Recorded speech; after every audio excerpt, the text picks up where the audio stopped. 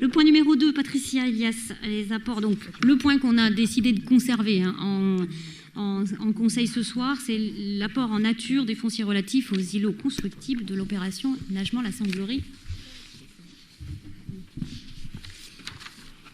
Oui, donc Christelle l'a déjà pas mal développé au début de la séance. Donc ce point concerne bien donc l'aménagement de la Sanglerie, particulièrement l'îlot médiathèque. Donc nous sommes sur une obligation juridique de valoriser cet apport en nature que la ville fait à l'aménageur. Donc la nouvelle évaluation, dont vous avez eu le montant tout à l'heure, 341 280 €. Voilà, donc il nous est demandé d'autoriser au profit de Nantes Métropole, excusez-moi, l'apport en nature de ces fonciers. Est-ce que vous avez des questions sur ce point que nous avons vu bien sûr en com urbain?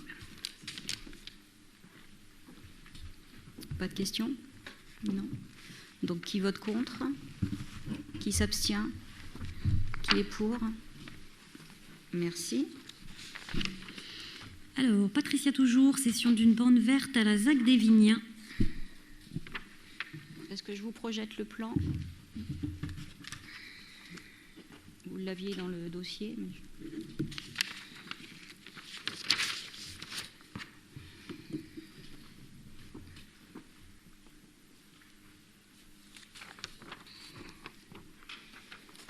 Alors, donc là, nous sommes, je ne sais pas si depuis la commission, certains d'entre vous sont allés voir sur place, comme on avait pas mal discuté. Donc là, nous sommes sur un site qui a été rétrocédé à la commune, que Nantes Métropole avait rétrocédé à la commune. Et à l'époque, la métropole avait aussi donné son accord à M. Frétet et à Monsieur Frétet et à Madame Lambert, son accord de l'apport de ce terrain, donc de 30 mètres carrés, qui se trouve derrière leur domicile. Voilà. Donc là, ce dossier existe déjà depuis 3 ans, parce que du coup, Madame le maire avait pris la suite et avait continué, vu que la métropole avait déjà accepté. Donc Madame le maire avait aussi, dans ce sens, continué cette acceptation. Donc c'est quand même un dossier qui date depuis 3 ans. Les gens, les propriétaires sont vraiment friands de le posséder. Donc voilà, donc vous avez les tarifs qui est proposé. Donc on était à 900 €, la retenue de la valeur 30 € par mètre carré et 600 € de frais en plus.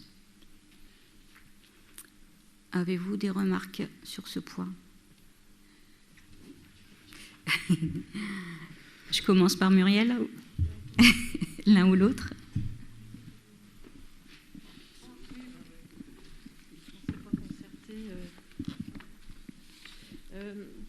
Merci Patricia. Quand tu dis depuis 3 ans, pourquoi 3 ans ça a duré pendant 3 ans?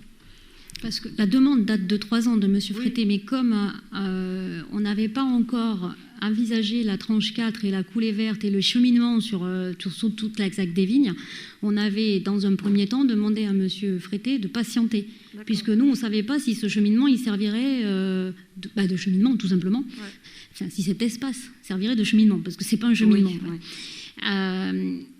Et au moment où il a fait sa demande, c'était propriété de Nantes Métropole Aménagement. Et donc l'idée c'était de voir avec lui, au moment où on aurait défini les cheminements de la coulée verte et des tranches respectives, et deuxièmement, au moment où ça a tombé, au moment où on a rétrocédé, où c'est nous qui avons maintenant la réponse à apporter à M. Frétet. Comme on sait que ça ne passera, il n'y aura pas de cheminement de ce côté-là, on vous propose d'être favorable à cette vente, puisqu'elle ne servirait à rien pour nous, si ce n'est un entretien de nos services espace vert, alors que là, ça sera de la responsabilité de ce monsieur, puisque ça deviendra sa parcelle, enfin un complément de sa parcelle. Bon, j'ai une deuxième question, mais je pense que c'est Hervé qui va la poser. Je pense qu'on a la même. Bonjour à toutes et à tous. Moi, ma question, en fait, si vous voulez, sur le but du projet, moi, ça ne me pose pas de problème. C'est juste le fait que le passage de 1 mètre, je trouve ça trop juste. Je l'avais déjà soulevé en commission, mais Pour moi, c'est trop juste. Si jamais les services de, je sais pas, de secours doivent intervenir sur le terrain derrière, 1 mètre, à mon avis, c'est pas suffisant. Donc, bon, je sais bien qu'il est hors de question de passer un véhicule par là, mais ne serait-ce que pour se déplacer avec un petit peu de matériel manuel, c'est trop juste, à mon avis. Il faudrait au moins.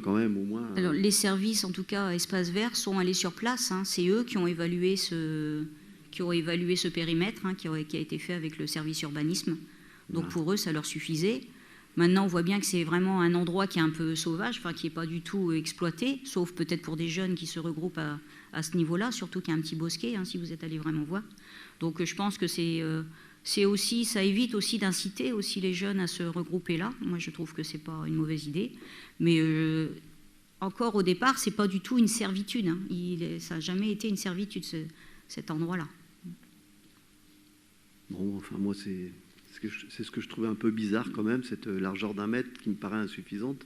Mais bon, si ça a été après, vu par pense que pour ce qui est, je pense que tu devais parler, Hervé, de secours, là, plus éventuellement. Voilà. Éventuellement. Je pense que là, s'ils devaient passer, ils en prendraient plutôt les voies que tu peux voir sur le devant, plutôt de la propriété, enfin des propriétés, puisque les maisons sont mitoyennes plutôt devant par là, et les côtés, plutôt que de passer par derrière à s'embêter sur un espace où il y a quand même à droite de l'endroit, enfin là, ça dépend où on se place, mais derrière sa maison à ce monsieur, à part ce bout de terrain, derrière il y a un bassin de rétention, quoi. Donc c'est quand même pas super pratique pour aller faire passer des services de secours dans cet endroit-là. Hein. Après, ça dépend quelle est l'intervention, mais bon, je veux bien vous croire. Oui, mais dans ces cas-là, on peut se poser la question sur n'importe quelle habitation, si on doit rentrer par devant ou par le jardin.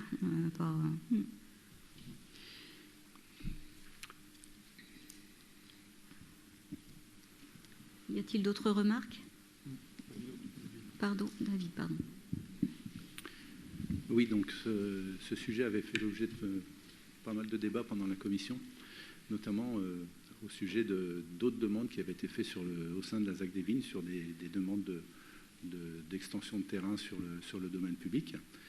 Et je trouve qu'il serait nécessaire de se donner un cadre global sur ces demandes-là, pourquoi on accepterait pour certains, on n'accepte pas pour d'autres, et se donner un certain nombre de règles de manière à ce que, de manière objective, on puisse répondre à quelqu'un. Oui, j'accepte cette demande pour telle et telle raison, ou non pour d'autres raisons. Donc, ce serait bien d'avoir cette réflexion de manière globale, de manière à ce qu'il n'y ait pas l'impression, et je ne dis pas que ça se fait, que ça se fasse un peu à la tête du client. J'accepte pour quelqu'un et j'accepte pas pour d'autres. Voilà. Il n'y a pas que ça aussi, il y a quand même aussi la réglementation de l'urbanisme aussi qui rentre en compte. Après, oui, comme l'avait soulevé Fabienne, parce qu'on peut revenir sur le sujet, hein, c'était moi personnellement, je suis pas au courant de ce dossier-là parce que j'étais pas adjointe à l'urbanisme à l'époque, mais si ça a été refusé, c'est que je présume qu'il y avait certainement des bonnes raisons. Oui.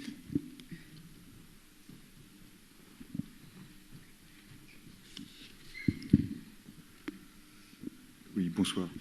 Moi, je ne suis pas tout à fait en phase avec ce que tu demandes, là, David. Pour une raison très simple, c'est qu'à chaque fois, on a affaire à des cas particuliers. Donc, qui dit cas particulier, ils doivent être étudiés comme des cas particuliers. On ne peut pas mettre en place de règles. Là, en l'occurrence, c'est un cas particulier. C'est un engagement qui avait été pris par la métropole. Et au moment où ils nous ont rétrocédé les terrains, l'engagement n'avait pas été assumé. Donc, c'est à nous de l'assumer. C'est comme ça. Il y a eu un refus à un autre endroit. Pour quelle raison? On ne sait pas. Moi, je me suis aussi exprimé en commission urbanisme sur ce sujet-là. Tu as raison, ça a fait débat. J'en profite pour répondre aussi à la question d'avant. Si on commence à prévoir des accès pour les secours à des endroits qui ne sont pas viabilisés, qui ne sont pas prévus pour qu'on y aille, il va falloir qu'on mette des accès secours dans tous les bois qu'on a aux Sorinières, un peu partout, quoi. Ça va commencer à être compliqué, je pense. Hein. Mais bon, cela dit, à la base, à chaque fois, si on a des cas particuliers, on va être bien obligé de les étudier parce qu'on aura mettre un cadre. Enfin, c'est juste pas possible par rapport à ce cas qu'on a là, quoi. Tout simplement.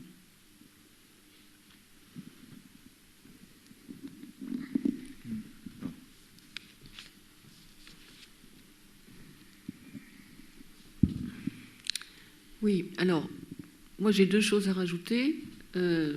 Effectivement, on a beaucoup discuté de cela en commission urbain récemment. Le dossier que moi je connais sur la tranche 1 et qui a été refusé, il a été refusé à force de faire plusieurs relances puisqu'il n'y avait aucun retour. Ça a été, si on commence à faire une exception ici, on sera obligé de la faire là-bas. Voilà l'argument qui a été donné il y a 3-4 ans à la personne que je connais et qui demandait quelques mètres carrés. De façon très agréable. C'est-à-dire que moi, aujourd'hui, je considère que ce qui est demandé là, aujourd'hui, c'est une verrue. C'est une verrue sur 4 maisons groupées, et il n'y en a qu'une qui a cette extension. Je trouve que ce n'est pas uniforme, que ce n'est pas agréable à l'œil, et que si on a mis autant d'espaces verts autour d'un bassin d'orage protégé, c'est qu'il y a peut-être des raisons de sécurité. Donc, voilà. Ensuite, il a été évoqué en commission urbain peut-être la possibilité de demander à ce futur acquéreur de ne pas masquer en hauteur cet agrandissement de façon à avoir une vue sur ce qu'il y a derrière. Parce que là, ça va être un regroupement de jeunes. Moi, je vous mets mon ticket.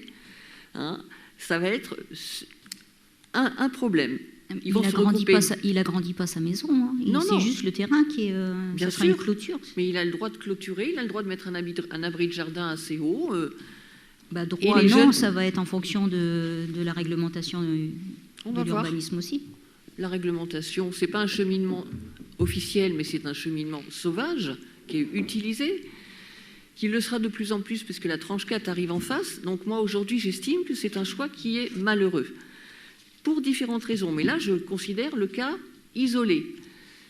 Quant au dossier qui a été refusé à la même époque, hein, tout le monde était d'accord, verbalement, sur les lieux, le responsable espace vert, l'adjoint urbain, le client, le demandeur. Tout le monde était d'accord, ça posait de problème à personne. Nantes Métropole venait juste de déléguer les fameux 10 ans à la commune. Oui, vous pouvez le faire, allez-y. Finalement, il a fallu relancer pour avoir au moins un courrier qui dise « ben non, si on commence là, on va être obligé de le faire là ». Et finalement, on le fait là, mais on a refusé ici. Voilà, c'est pour ça que je vais voter contre, parce que c'est plein d'incohérences à mon sens, et qu'en plus, ce n'est pas joli, et ce n'est pas sécurisé. Donc, je ne suis pas d'accord.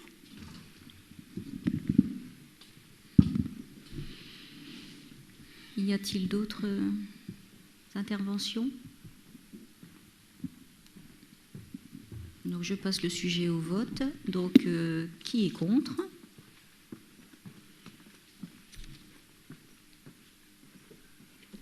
Qui s'abstient?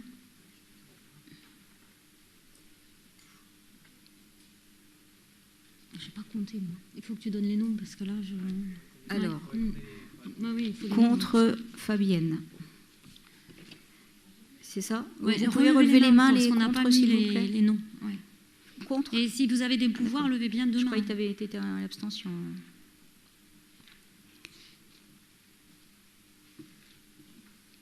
Je vous donne les noms, Emmanuel? C'est bon?